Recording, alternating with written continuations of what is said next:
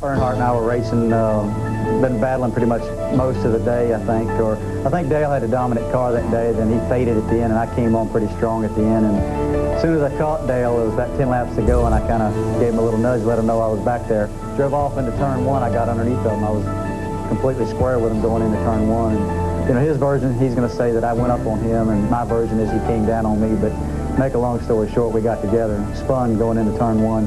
Neither one of us backed it in the fence. We just kind of went down in the corner, did 180, and slid up out of the groove. And about, seemed like a few minutes later, Jeff Bodine came by and won the race. And so it was a pretty memorable moment. They were battling for the lead, and they go into turn number one.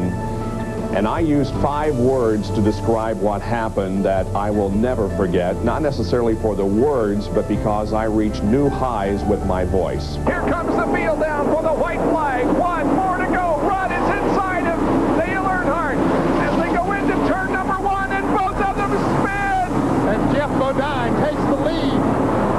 Earnhardt spins along with Ricky Rudd.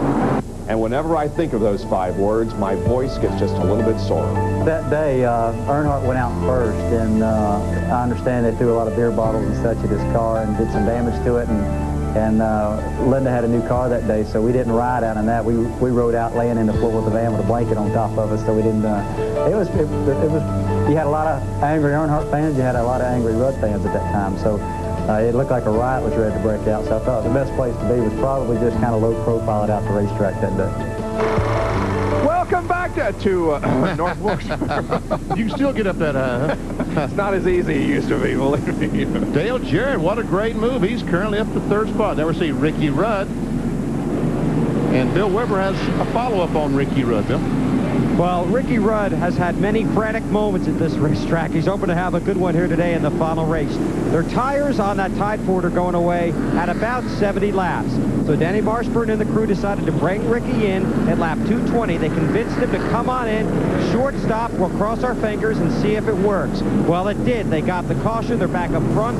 Rudd just congratulated his crew on the radio. He said, we don't have a great car, but we do have great strategy. I'll never doubt you guys again.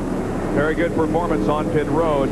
Ricky's trying to rebound from his first DNF of the season last week at Martinsville.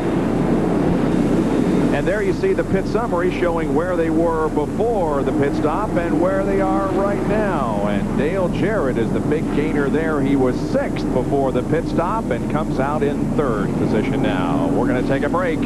We'll be back with more live coverage just a moment from North Wilkesboro, North Carolina, the Tyson Holly Farms 400.